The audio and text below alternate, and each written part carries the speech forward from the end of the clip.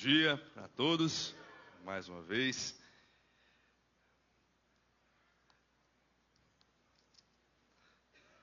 Agora completou um ano, né, que nós começamos aqui essa série, e como foi mencionado aqui pelo Zé, tem sido muito bom.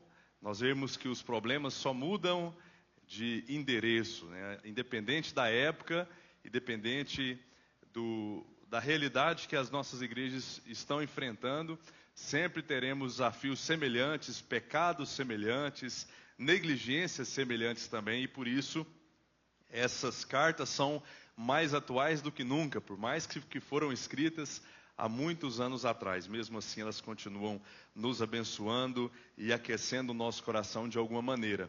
Nós começamos o nosso último encontro a estudar a última carta. Nós vamos concluir hoje essa série, essa maratona, e talvez essa carta seja uma das mais populares, porque aparece ali uma expressão muito conhecida por nós e que nós usamos, não só no meio cristão, mas em outros relacionamentos que nós temos, que é a palavra mornidão. Nós vimos Jesus falando através de uma figura de linguagem, utilizando uma comparação, utilizando a água, para poder falar que aquela igreja não estava mais com o mesmo fervor, com o mesmo amor, com o mesmo interesse, com o mesmo entusiasmo. E então ele utiliza as águas que abasteciam aquela cidade, que percorriam quase 100 quilômetros embaixo da terra, né, através dos aquedutos, e chegavam ali naquela cidade já mornas, não chegava quente como saíam ali da cidade de Hierápolis. Era uma cidade que tinha várias fontes termais, como a gente tem hoje, mesmo que não vai ser a mesma coisa, algo parecido ali na região de Caldas Novas. Jesus utiliza isso e faz esse diagnóstico. Ele diz: eu conheço a realidade de vocês.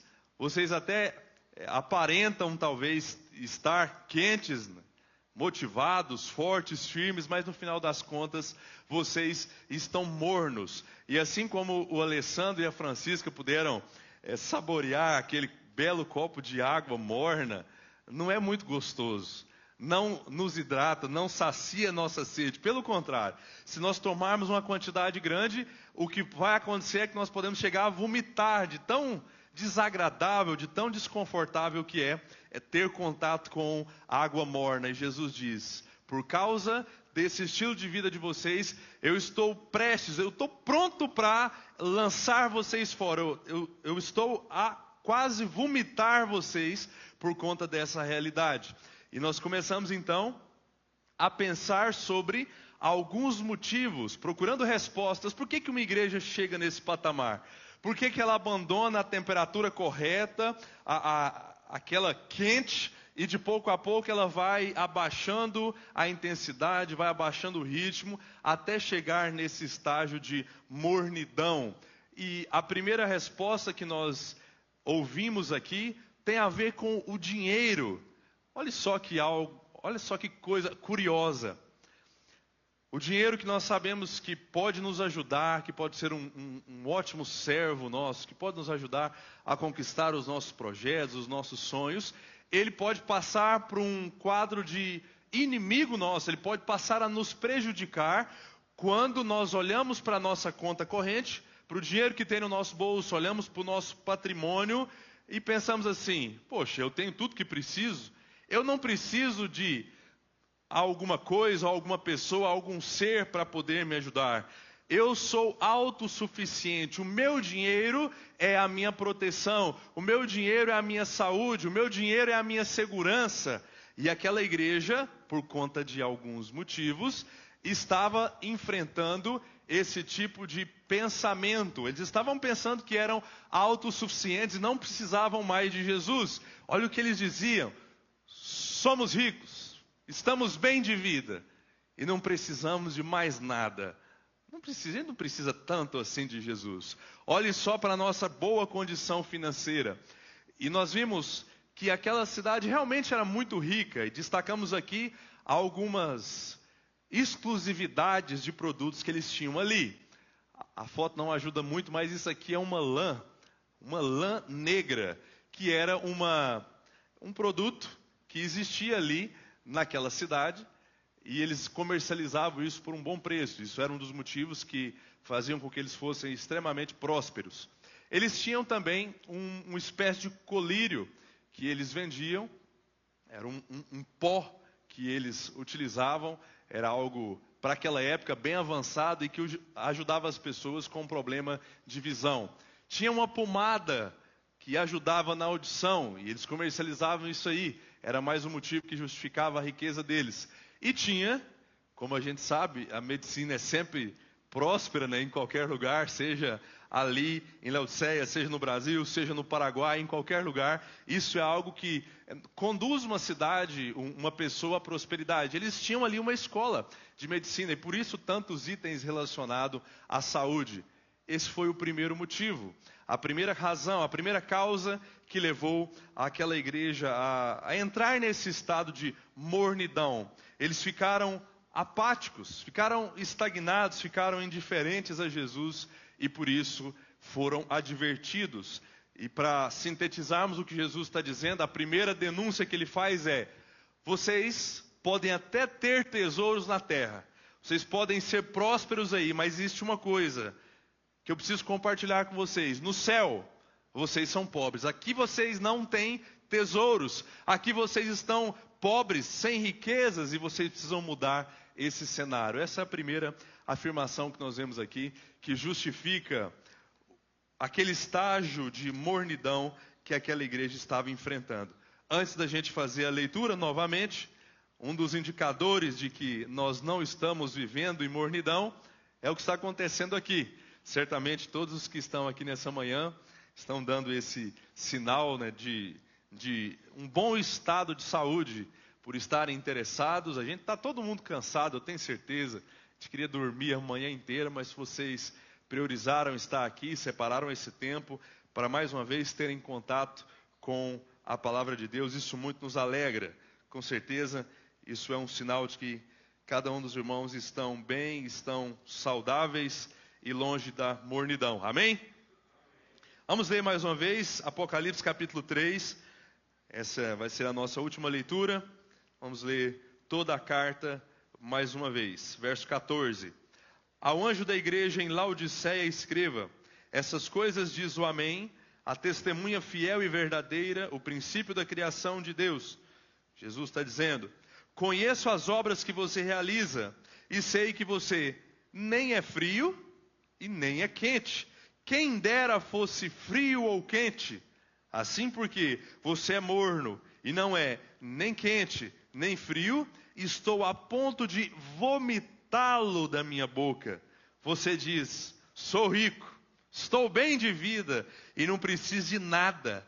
Mas você não sabe que é infeliz, miserável, pobre, cego e nu. Aconselho que você compre de mim ouro refinado pelo fogo, para que você seja de fato rico. Entrando agora no que nós vamos estudar a partir de hoje. Compre vestes brancas para se vestir, a fim de que a vergonha de sua nudez não fique evidente. E colírio para ungir os olhos, a fim de que você possa ver. Eu repreendo e disciplino aqueles que amo. Portanto, seja zeloso e arrependa-se.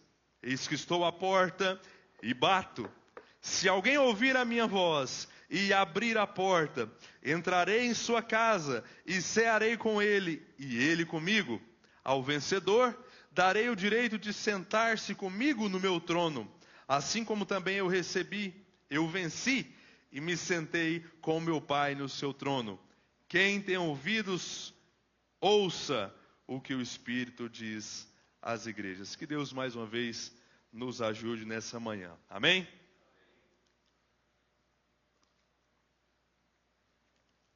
Mais uma vez nós perguntamos: Jesus, o que leva uma igreja a esse estágio? A essa condição de mornidão, a essa indiferença, ou até mesmo essa estagnação? Eles pararam no tempo. O que pode levar uma igreja a essa situação? E isso está intimamente ligado à nossa distância do pecado. Isso está intimamente ligado ao comprometimento que nós temos ou não com o nosso dever de vivermos em santidade. O segundo motivo está ligado então com vivermos tranquilos e de mãos dadas com o pecado, até o ponto em que o pecado começa a nos deixar insensíveis e nós não nos preocupamos mais com o quão longe nós nos distanciamos de Deus, o quão sujo nós ficamos ou o quão fundo nós mergulhamos no pecado. Se primeiro Jesus nos faz lembrar de um cofre, quando ele fala sobre riquezas, agora nós podemos pensar talvez de um guarda-roupas. Ele vai utilizar agora figuradamente o vestuário, ele vai falar sobre roupas, e aqui nós podemos ter isso em mente. Na verdade, isso não é exclusividade de Jesus, utilizar como figura esse cenário de roupas. Paulo, escrevendo aos Colossenses, ele utiliza essa mesma ilustração, utilizando ali como exemplo uma roupa suja, uma roupa mal cheirosa, que precisa de alguma forma ser substituída por uma roupa nova, por uma roupa limpa. E ali, escrevendo aos Colossenses, aparece essa palavra, revestir. Ele fala das obras da nossa velha natureza, como se fossem peças, partes de uma peça de roupa. E ele fala sobre a prostituição, ele fala sobre a avareza, ele fala sobre a idolatria, como se fosse essa roupa velha, manchada, suja. Ele ordena que os colossenses abandonassem essas peças de roupa e depois eles se revestissem de uma nova roupa marcada por um caráter que é baseado e que é produzido pela santidade que Deus opera nas nossas vidas. Essa nova roupa limpa, essa nova roupa branca, sem nenhum tipo de rasgado, é manifestada através da nossa humildade, através da bondade, através do perdão, através da paciência e de uma série de outras coisas. Com isso em mente, para nos ajudar ainda mais, aparece essa ordem. Compre vestes brancas. Vocês estão nus, vocês estão despidos. O pecado de vocês já se tornou manifesto e conhecido. É visível, todos estão percebendo o quanto vocês estão sujos. Compre vestes brancas, vestes puras, vestes limpas para vocês se vestirem, a fim de que a vergonha de sua nudez não fique evidente. O que Jesus está afirmando aqui é que eles não estavam vivendo em santidade. Eles estavam vivendo de alguma forma presos ao pecado. E a evidência é essa. Eles estavam usando roupas sujas, rasgadas, faltando pedaços ao ponto de mostrar a sua nudez, ao ponto de mostrar a sua vergonha. Porque o pecado, naquele momento, tinha se tornado conhecido já diante de todas as pessoas. É isso que o pecado faz. Ele, de pouco a pouco, abaixa a temperatura do nosso relacionamento com Deus. De pouco a pouco ele vai diminuindo, de pouco a pouco ele vai reduzindo os índices do nosso fervor. De pouco a pouco ele vai reduzindo o temor que nós temos a Deus, a Jesus. De pouco a pouco ele vai reduzindo o nosso amor por Ele, o nosso amor pelo próximo, o nosso encanto, aquele brilho nos olhos. E por que que isso acontece? Ele age como uma pedra de gelo no nosso coração. Ele faz isso, ele estava fazendo aquilo, estava fazendo isso com aquela igreja e deixando ela cada vez mais morna, cada vez mais insensíveis. Vamos ver como é que isso acontece na prática. Talvez fique muito distante a gente falar sobre a nossa relação com Jesus, com Deus, porque é algo um pouco subjetivo, é algo invisível. Nós não vemos Deus, nós não vemos Jesus. Nós conversamos com Ele, Ele conversa com a gente, mas é algo que não é concreto. Então vamos pensar em relações concretas, ok? Tente imaginar aí uma relação que você tinha com um amigo, ou uma relação com um familiar, algo que era bom, era legal, era gostoso, vocês tinham bastante tempo juntos, vocês viajavam, vocês se divertiam, e aí, imagine que você ofendeu essa pessoa de uma forma muito intensa, você pecou gravemente contra essa pessoa. Se a situação não for tratada, se não houver ali uma reconciliação, um pedido de perdão, o que a gente vai querer dessa pessoa? Distância, não é? Alguém te chama para ir, vamos comigo, em tal lugar, vai ter uma festa.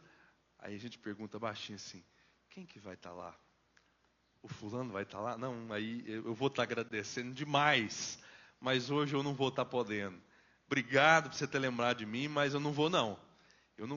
Vai ficar desagradável, vem aquele clima ruim, porque uma ofensa aconteceu, um pecado aconteceu, isso não foi tratado, não houve reconciliação.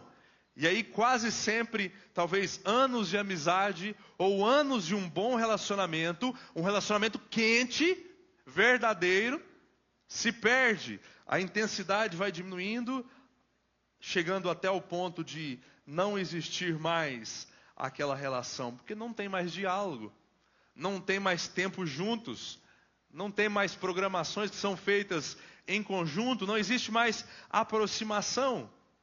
É isso que acontece quando nós deixamos o pecado se colocar entre nós e Jesus. É isso que ele faz. Ele vai de pouco a pouco abaixando os níveis positivos, saudáveis e necessários para que a gente consiga viver bem com Jesus. É isso que acontece no nosso relacionamento com Ele. Quando nós falhamos, quando nós pecamos contra Ele, nós não vamos nos sentir bem em estar próximos. E talvez um dos primeiros sinais é deixar de estar aqui. Não faz mais sentido, porque eu vou lá e eu sei que vai talvez ter uma palavra específica para mim. Eu sei que talvez Jesus vai chamar a minha atenção através de um louvor, ou até mesmo através de uma oração, através da pregação. Eu sei que Ele vai falar. Eu sei que Ele vai tocar na ferida, então é melhor eu nem ir lá ficar escutando, porque eu não quero resolver. É melhor eu ficar aqui longe, distante. Eu não quero ter comunhão, eu não quero ter diálogo mais. Resumindo, estatisticamente falando, a grande maioria das pessoas que abandonam a igreja de Jesus, que desistem da caminhada cristã, fazem isso por conta de algum tipo de pecado. Elas passam a ter um relacionamento morno com Jesus, porque estão cultivando um relacionamento sério e quente com o pecado. E por isso, Jesus vai perdendo o seu espaço, até que não exista mais um espaço para Ele nas nossas listas de prioridade. Eu não posso generalizar aqui, eu sei que você está pensando daquelas pessoas agora que saem por outros motivos, e nós vamos reconhecer isso também. Nem sempre vai ser por isso. Talvez algum membro pode ofender outro, de uma forma grave, intensa, que não seja mais possível, talvez, existir uma harmonia plena, e a pessoa pode decidir abandonar. Ou isso pode acontecer por algum tipo de abuso de uma liderança, isso pode acontecer. Ou isso pode acontecer também por uma mudança de CEP, alguém precisa trabalhar em outro local, estudar em outro local. Mas quase sempre, quando confrontadas, essas pessoas que não saem por essas exceções, essas que chegam a esse patamar de mornidão, respondem: eu saí mesmo, mas é porque aquela igreja tem esse defeito, tem aquele outro, tem mais aquele outro defeito, e eu não estava me sentindo muito bem. Eu prefiro sair, eu prefiro ficar sozinho, e dá para ser crente aqui na minha casa, eu sozinho está tudo bem. Eu saí porque não falavam muito comigo, tinha umas poucas pessoas que me cumprimentavam, que me davam atenção. Eu saí porque não me dava oportunidade, eu queria fazer alguma coisa, mas ninguém falava comigo. Quando eu procurava, ninguém me dava atenção. Muitas vezes, ao invés de admitirem o seu pecado, as pessoas não conseguem ter a mesma coragem que tiveram na hora de cometer, e preferem negar essa verdade, de que, em segundo lugar, um cristão se rende à mornidão, a esse estágio que nós estamos vendo aqui, por conta do seu próprio pecado. Por isso, para os cristãos ali de Laodiceia, Jesus diz: compre roupas novas, compre roupas limpas, sem esse mau cheiro do pecado, sem essa sujeira do pecado que as pessoas já estão sentindo de longe. Se livrem dele.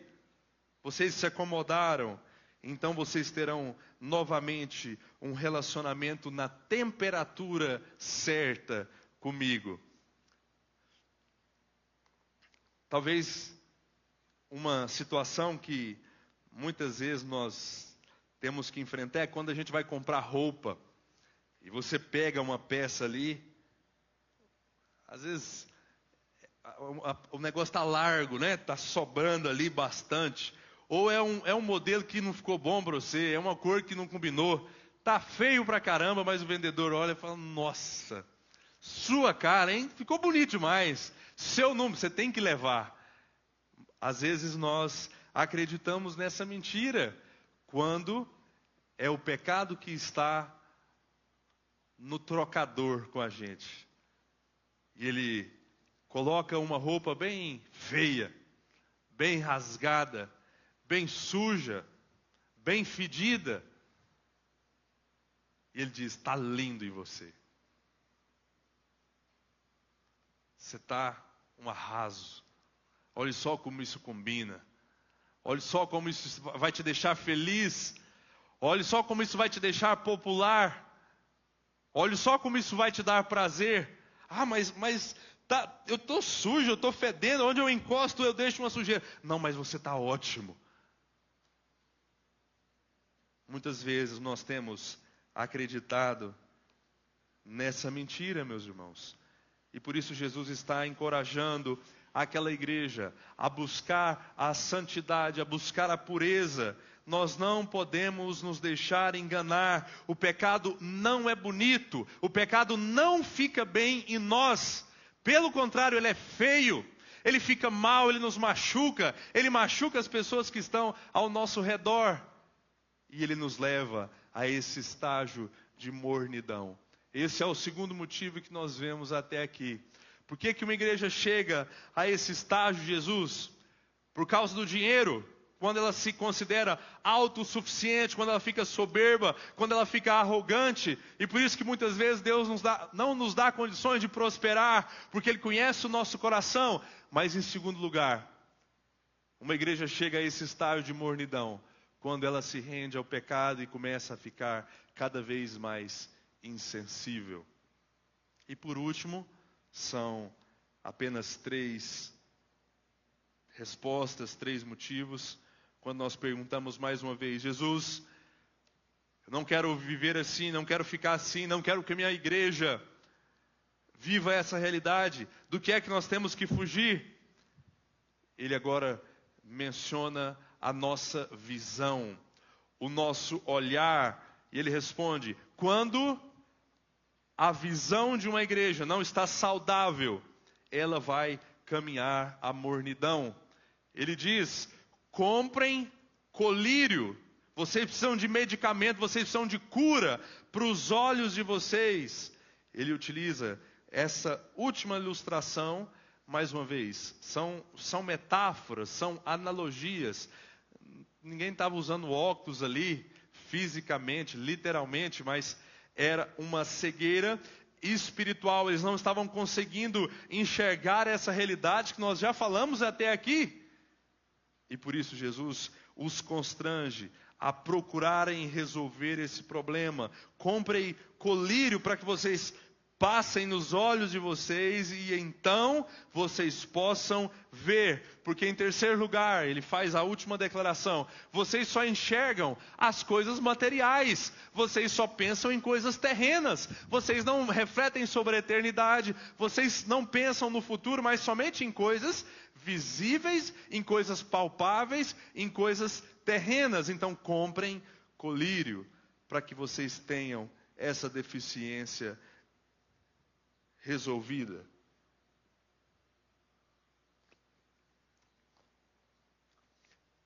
Você consegue pensar em algumas situações do nosso dia a dia, onde todas as pessoas que estão em nosso redor estão vendo algum tipo de problema que nós estamos enfrentando e nós, às vezes, não vemos ou fingimos não estar vendo? Você consegue lembrar de alguma coisa aí, de alguma área da nossa vida?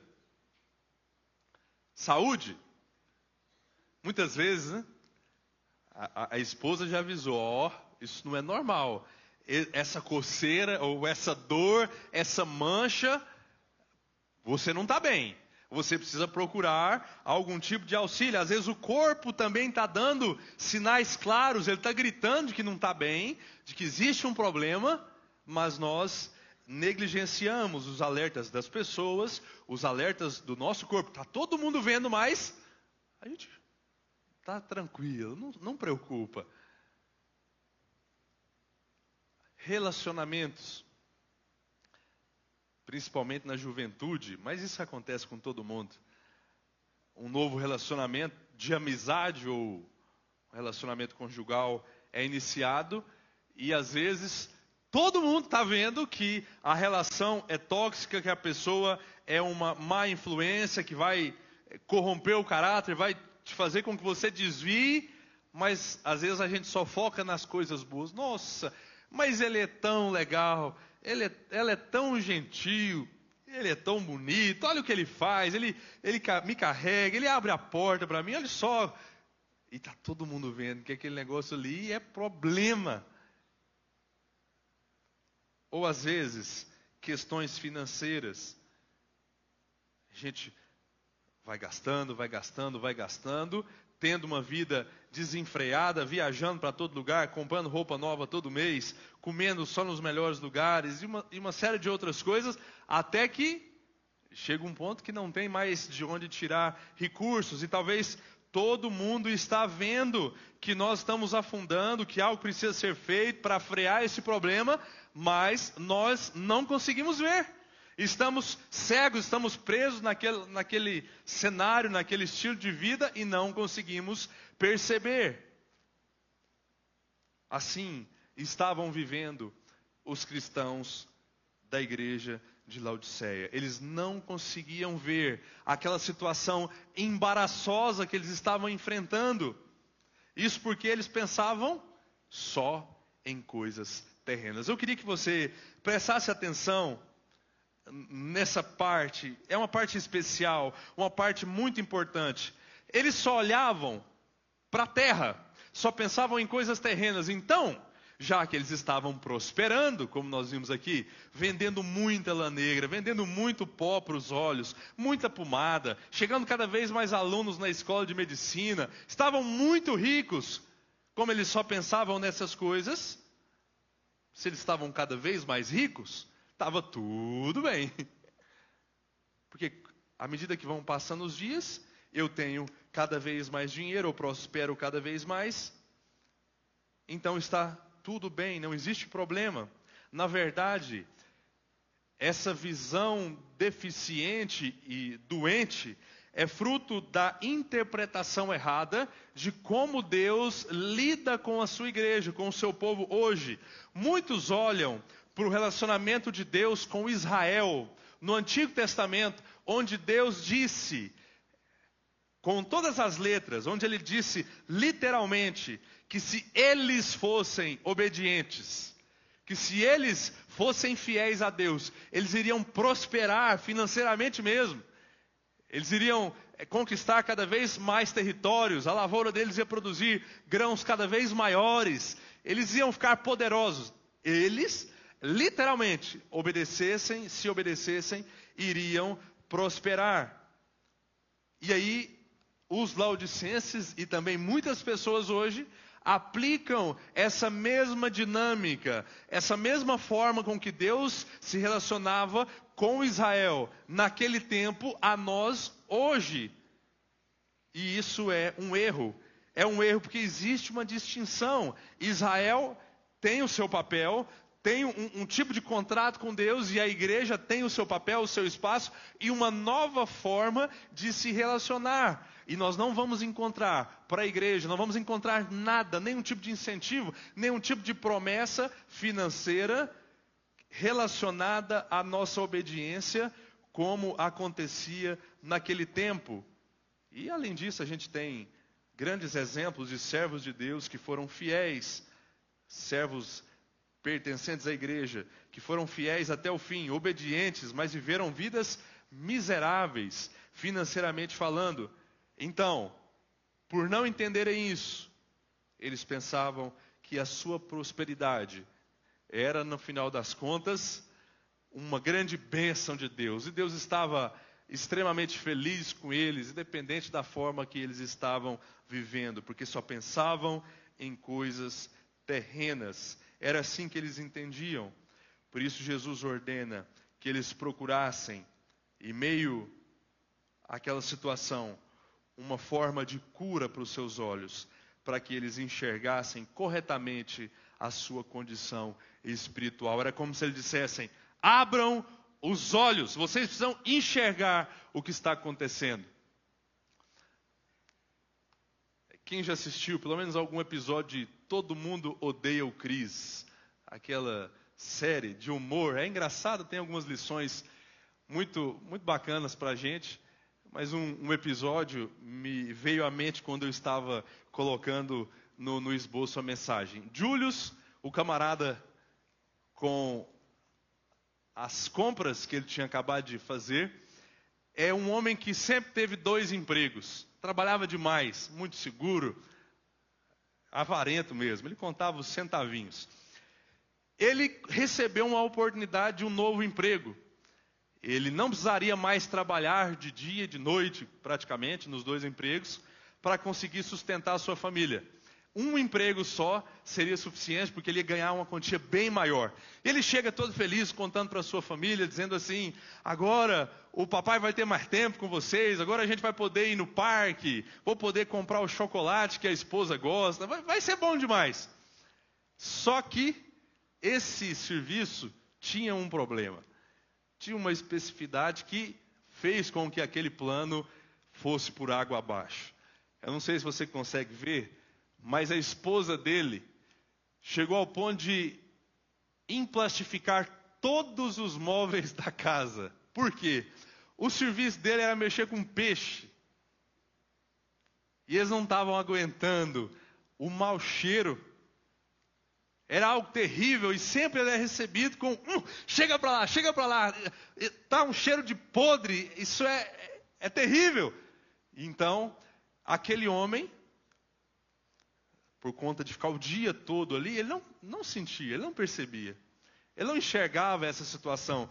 E é até triste de ver o tanto que ele está empenhado, está entusiasmado em poder oferecer uma qualidade de vida melhor para a sua família, ter mais tempo com a sua família, mas ele não consegue, ele teve que sair do seu serviço através da pressão que as pessoas faziam.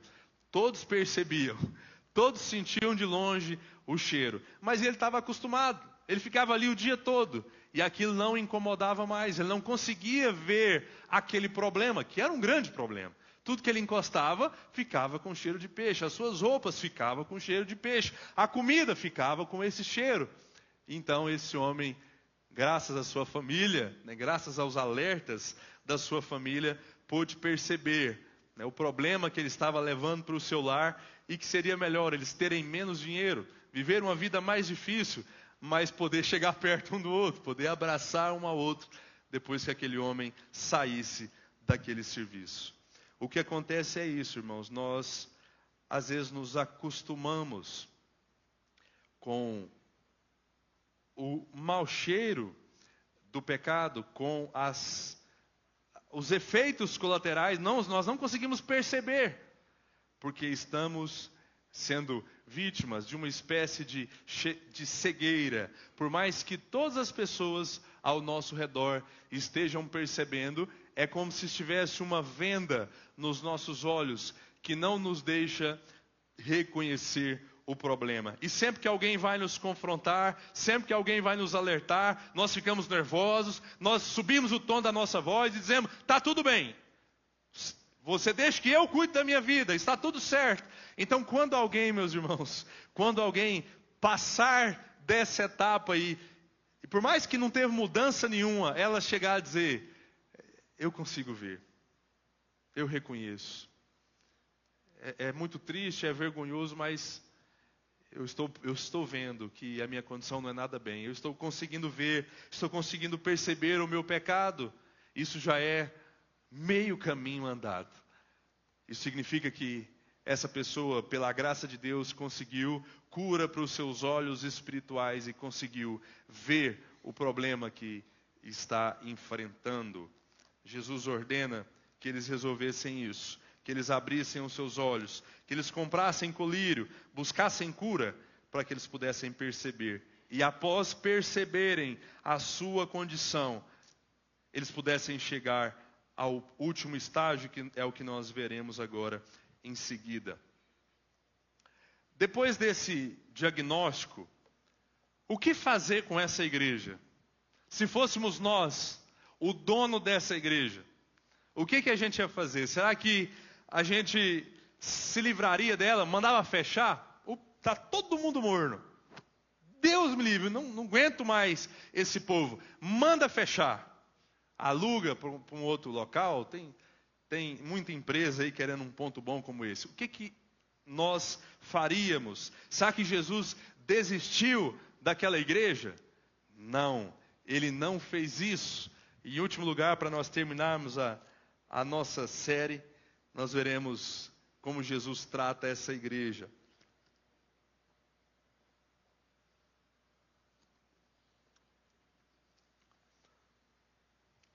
Em primeiro lugar, como um pai, o pai rústico, o pai raiz, ele não negligencia, ele não ignora os erros do seu filho. E quase que pai não está dando mais, né, para a gente usar como figura, porque, como eu disse, esse conceito que era tão forte, era uma referência tão positiva sobre correção, sobre instrução, sobre repreensão, isso se perdeu quase que completamente. Mas o pai que nós estamos falando tem a sua essência e ele não ignora. Olha o que Jesus diz para aquela igreja. Duas coisas: eu repreendo e eu disciplino a minha igreja. Eu repreendo e disciplino a minha igreja. Duas ações aqui, meus irmãos. Repreender significa mostrar o erro. É aqui que está. É denunciar, é criticar, é mostrar o problema, é advertir, é constranger. Mas ele não para só por aí. Existe o segundo passo, esse é um pouco mais dolorido. Ele também disciplina quando é necessário. Ele pune quando é necessário. Ele castiga quando é necessário. E talvez a gente fique um pouco desconfortável quando lemos sobre um Jesus com essas características, sobre um Deus que se ira e que age dessa maneira em relação a nós. Mas isso não é exclusividade dessa carta e nem desse livro. Voltando para outras das cartas que nós vimos até aqui, observe esse tom áspero que nós já vimos aqui e que Jesus utiliza com o mesmo intuito para, de alguma forma, repreender, ameaçando, não existe outra palavra, a igreja na sua má conduta. Pérgamo: essas coisas diz aquele que tem a espada afiada de 2 gumes. Para que essa espada? Tiatira: dei-lhe tempo para que você se arrependa, mas ela não quer se arrepender da sua imoralidade. Está falando com aquela mulher Jezabel. Por isso, vou fazê-la adoecer e trarei grande sofrimento aos que cometem adultério com ela, caso não se arrependam das obras incitadas por ela. certamente, olha isso, ferirei de morte os filhos dessa mulher. Nossa, mas que coisa horrorosa. Isso não é do Deus do Antigo Testamento, aquele Deus que parece que não está mais tão irado assim contra o pecado. Não, isso está sendo direcionado a uma igreja comprada pelo sangue de Cristo. E depois ainda a Sardes ele diz: se você não fizer o que eu estou mandando, se você não se arrepender, eu virei subitamente, de surpresa, sem ser esperado, como um ladrão, e o castigarei. O que nós vemos aqui, meus irmãos, é que Jesus tem uma vara, e uma vara bem resistente, uma vara que não quebra. Dependia muito do que estava perto da mão do pai mais a mãe na nossa infância, mas tinha uma vara famosa, uma que tinha na cerca de casa assim, tinha um pé dessa árvore, era fedegoso, era isso? Não quebra de jeito nenhum, né? Jesus tem essa vara, uma vara que não quebra, e ele não tem, irmãos, quando for necessário, ele não tem receio em usá-la.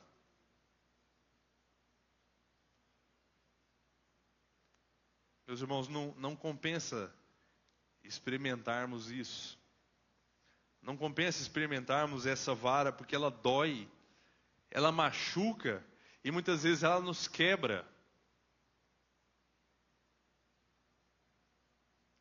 Mas um detalhe importante que não pode passar em branco aqui, é quem são as pessoas que Jesus corrige. Quem são elas? Aqueles que Ele ama. Ele corrige os seus, Ele corrige o seu povo, Ele corrige a sua igreja, Ele corrige a sua família. Então, se por acaso você estiver se sentindo morno, não se estranhe. Não estranhe o fato de que talvez Ele decida tratar você como um filho. Não se assuste caso Ele decida te corrigir, porque no fim das contas isso é um bom sinal. Ruim seria se você vivesse em seus pecados, na sua rebeldia, desenfreado e nada acontecesse. Aí você deveria ficar preocupado, porque esse sim, certamente é um sinal de que você não é um filho e que você está caminhando para uma eternidade de condenação. Ser corrigido por Jesus é um ato de amor.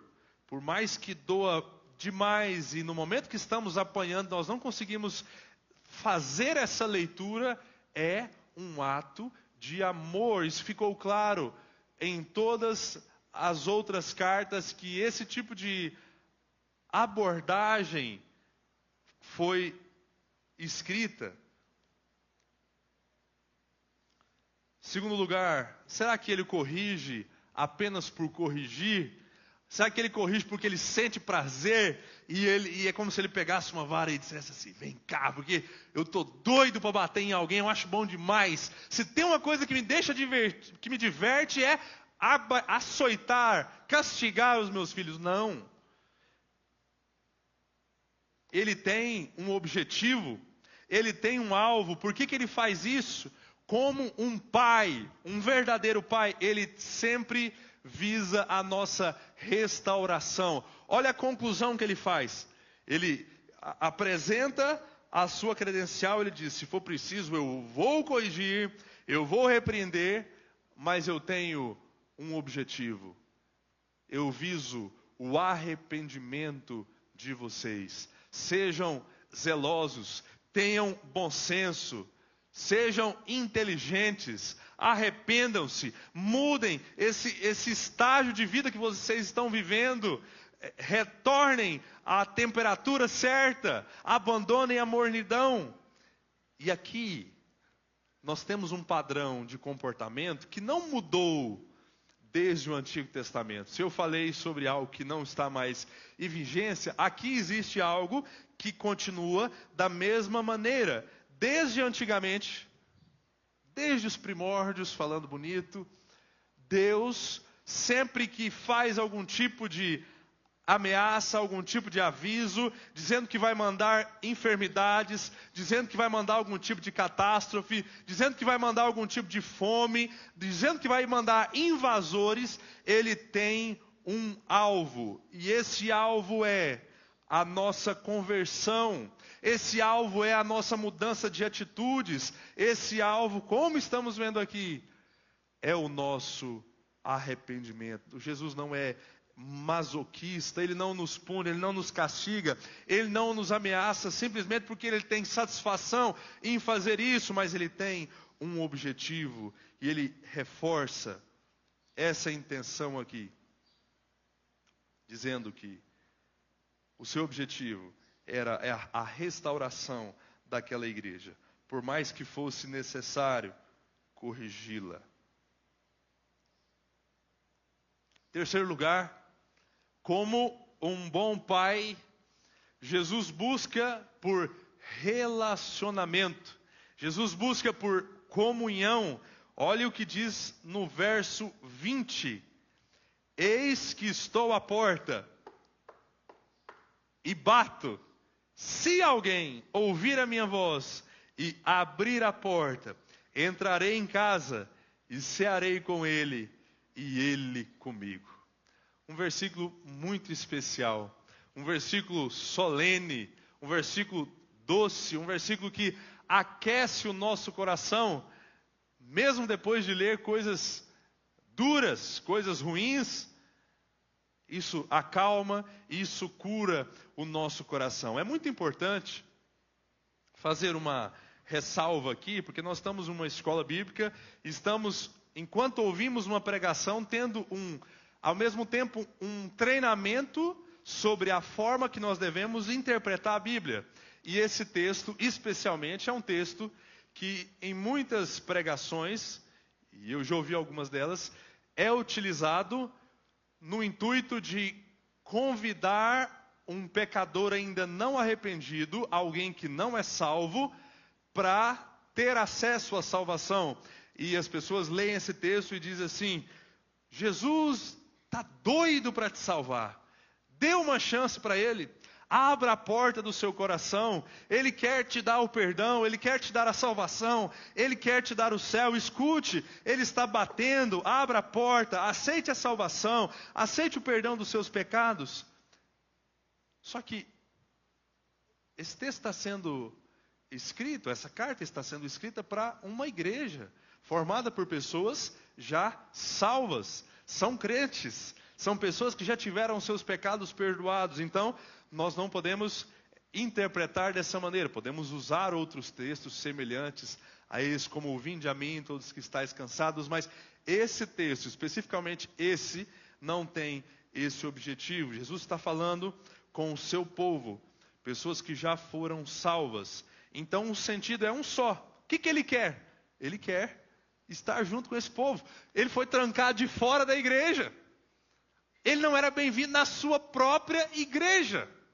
Olha o ponto, meus irmãos, que aquela igreja chegou. A mornidão deles foi tão grande que eles fecharam o seu círculo, né, de membros. Deram ali uma carteirinha para cada um e disseram: não, só entra quem tiver ela. Jesus não é bem-vindo aqui. Ele está de fora. Ele está batendo e desejando se relacionar com o seu povo. E aí sim, existe esse convite. Eu me lembro de algumas ligações ou de algumas mensagens do meu pai, da minha mãe. De vez em quando a gente está lá, principalmente nos finais de semana, né? Aquele tempo mais para a gente tentar descansar um pouquinho. E não tem, quase sempre não tem nada preparado, a gente faz mais tarde. Aí ele fala: ô meu filho, pai está organizando um almoço aqui, vocês não querem vir não? A mãe está fazendo uma janta aqui, vamos fritar um peixe, ou talvez vamos fazer um churrasco. Vocês já almoçaram, já jantaram? Vem para cá. Só que esse convite é opcional. Ouvimos na quarta-feira sobre o chamado eficaz de Jesus para a salvação. Esse não tem jeito. Esse, quando Ele nos pega, Ele nos derruba do cavalo, Ele faz o que for preciso e Ele nos salva, mas em relação à nossa santidade, em relação à nossa comunhão com Ele, em relação a um relacionamento com a temperatura correta, aí existe uma responsabilidade muito grande da nossa parte. Aí existe uma espécie de autorização, mas talvez essa não seja a menor palavra, mas deve existir uma reação da nossa parte. E às vezes eu ficava me sentindo mal, porque eles me chamavam, né? Não, hoje eu não posso, a gente já começou a fazer o almoço aqui, já está no meio do caminho, ou vai demorar um pouquinho, a gente precisa dormir rápido. Ficava com aquele sentimento ruim de rejeitar o convite, porque às vezes não dava mesmo. E aqui a situação é a mesma. Jesus está deixando clara as suas intenções em ter comunhão, em ter relacionamento, em confraternizar, em cear com a sua igreja. Mas a igreja precisava aceitar o seu convite. Eles precisavam girar a chave e abrir a porta para que ele pudesse entrar e ter esse tempo de comunhão. Olha a distância que eles foram, meus irmãos. Ao ponto de qualquer pessoa ser bem-vinda ali, mas Jesus não. Ele não tinha espaço. Para ele não existia um assento onde ele fosse bem recebido. Por fim, em último lugar, como um bom pai, Jesus premia os seus filhos. Olha o verso 21. Ao vencedor darei o direito de sentar-se comigo no meu trono, assim como também eu venci e me sentei com o meu Pai no seu trono. É um instrumento pedagógico recompensar acertos, não é? Igual a gente faz com crianças, as pessoas fazem com animal, igual adestrador. O animal senta, você vai lá e dá o petisco para ele, ele entende que aquilo é um negócio bacana, que ele vai repetir, e vai repetir aquela atitude, por conta daquele prêmio, por conta daquela recompensa. Bom comportamento, obediência, fidelidade, são coisas que nós que somos humanos sabemos, né? Que isso é importante, sabemos fazer isso. Às vezes a gente esquece, mas nós sabemos da importância. E Jesus não faria diferente com o seu povo. Como um bom pai, ele está prometendo e está garantindo uma recompensa na eternidade. Olha só, a gente que não vale nada, somos pobres, miseráveis, teremos na eternidade o privilégio de fazermos parte da monarquia divina. Nós vamos dividir, não sei como isso vai acontecer, mas nós vamos reinar juntamente com Deus, reinarmos juntamente com Cristo. Observe, tamanho privilégio nós teremos. Os vencedores, é o que aparece aí. Aqueles verdadeiros cristãos, os cristãos quentes, aqueles que conseguiram se livrar da mornidão, eles serão recompensados, eles serão premiados pelo próprio Jesus, como um bom pai. Mais uma vez, Jesus é aquele que primeiro não ignora o erro dos seus filhos. Em segundo lugar, ele visa sempre a nossa restauração através de alertas e através de correções. Em terceiro, ele busca relacionamento, ele quer estar próximo de nós, ele quer ter diálogo, ele quer estar sentado à nossa mesa. E por último, como um bom pai, ele nos premia. Quero concluir a nossa reflexão nessa manhã com o último versículo, que no final das contas é uma conclusão, uma aplicação, um dever que todas as cartas colocam diante de nós. Vocês lembram desse padrão? As cartas terminam com essa ordem. Quem tem ouvidos para ouvir, ouça o que o Espírito diz às igrejas. Isso daqui é semelhante ao Salmo, né? Tem um Salmo bem especial que diz: todo ser que respira, tudo quanto tem fôlego, louve ao Senhor, colocando como um dever universal. Todo mundo tem que adorar, todo mundo tem que louvar a Deus. E aqui da mesma forma, quem tem ouvidos, todos nós, ouça. E não apenas escute, mas como nós ouvimos aqui em outras mensagens, ouvir no sentido de obedecer, ouvir no sentido de dar crédito, de seguir as recomendações que estão sendo dadas. E aqui, meus irmãos, aplicando a todos os assuntos que nós pensamos ao longo dessa série, foram muitas. Nós ouvimos muito sobre a grandeza de Jesus, ele se apresentando em todas as cartas como um ser grandioso, excelso, sublime, diferente de tudo, que merece a nossa adoração, que merece o nosso temor. Ouvimos sobre como nós precisamos nos preparar para os ataques de Satanás, e ele está no jogo, sim, como nós vimos em outras cartas. Ouvimos sobre como devemos estar preparados para enfrentar a perseguição, que primeiro era marcada apenas por um rosto virado para o lado, mas agora isso passou para a esfera de xingamentos, isso passou para a esfera de agressões, isso passou para a esfera de assassinato, como nós estamos vendo as notícias na mídia de tempo em tempo. Nós precisamos estar preparados para isso. Ouvimos sobre como nós devemos recuperar o nosso primeiro amor.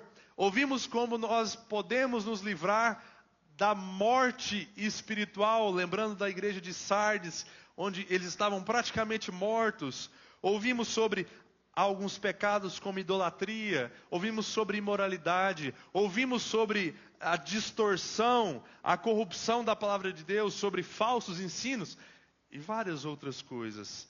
E o que nos resta agora é guardarmos no nosso coração e estarmos de acordo com o que as circunstâncias apareçam diante de nós, tirando do papel, tirando da mente, tirando do coração e passando para as mãos, passando para a nossa boca, passando para os nossos olhos aquilo que nós temos aprendido através dessas cartas tão ricas, tão preciosas. Eu quero, juntamente com o Wallerson, agradecer o interesse dos irmãos, na verdade não só dessa série, mas desde o início, era sempre um medo nosso, uma preocupação nossa sobre o interesse da igreja. Se os irmãos iriam abraçar essa ideia, se os irmãos iriam mergulhar nessa caminhada em busca do conhecimento junto com a gente, e nós estamos cada vez mais empolgados pelo um bom número de pessoas aqui, em muitas ocasiões até mais do que nas reuniões de quarta-feira. Isso alegra muito os nossos corações e pedimos a Deus